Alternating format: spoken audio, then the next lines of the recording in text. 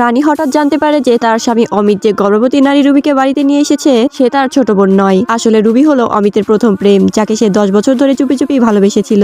আগের দিনই অমিত রুবিকে বাড়িতে নিয়ে এসে বলল সে আমার ছোট বোন, তার সাহায্য দরকার। কিন্তু রানী লক্ষ্য করলো যে অমিত আর রুবির আচরণ একদমই ভাই বোনের মতো নয়। প্রথমে রানী ভাবলো হয়তো সে ভুল বুঝছে। পরের দিন রানী অমিত ও রুবির সঙ্গে হাসপাতালে প্রসূতি পরীক্ষা করাতে যায়। সেখানে রানী ভুল করে তাদের কথাবার্তা শুনে ফেলে। সে বুঝে যায় রুবি কোনো বোন নয়, সে অমিতের পুরনো প্রেম। ঠিক সেই সময় অমিত আর রুবি বাহিরে আসে এবং রানীকে রিপোর্ট আনতে বলে। বের হতে গিয়ে রানীর ধাক্কা লাগে এক দম্পতির সাথে এবং তাদের রিপোর্ট মাটিতে পড়ে যায়। রানী ভুলবশত একটি রিপোর্ট তুলে নেয়। রিপোর্টে লেখা ছিল ভ্রূণের মধ্যে বিকৃতি আছে। যখন প্রকৃত দম্পতি রিপোর্ট দেখে ভেতরে থাকার নাম ভুল পায় তখন তারা বুঝতে পারে রিপোর্ট বদলে গেছে। তারা রানীকে খুঁজতে চাইলেও তখন রানী হাসপাতাল থেকে বেরিয়ে গেছে। বাড়ি ফিরে অমিত রানীকে বলে চলো আমরা নকল বিবাহ বিচ্ছেদ করি, রুবিকে বাঁচাতে তাকে বিয়ে দেখাতে হবে। রানী খুব রেগে যায় কিন্তু অমিত গল্প বানিয়ে বলে রুবিকে তার স্বামী ছেড়ে গেছে, তুমি একটু সহানুভূতি দেখাও। অবশেষে রানী বাধ্য হয়ে রাজি হয়, কিন্তু রানী চুপি চুপি তালাকের কাগজের পেছনে সম্পত্তি তার নামে হস্তান্তরের কাগজ রেখে দেয়। অমিত শুধু তালাক চাইছিল, তাই কিছু না দেখেই সই করে দেয়। পরের দিন রুবির হঠাৎ ব্যথা শুরু হয়। অমিত তাকে দ্রুত হাসপাতালে নিয়ে যায়। সেখানে নার্স এসে বলে গতবারে রিপোর্ট ভুল ব্যক্তির কাছে গিয়েছিল, ভ্রূণের সত্যিই সমস্যা আছে।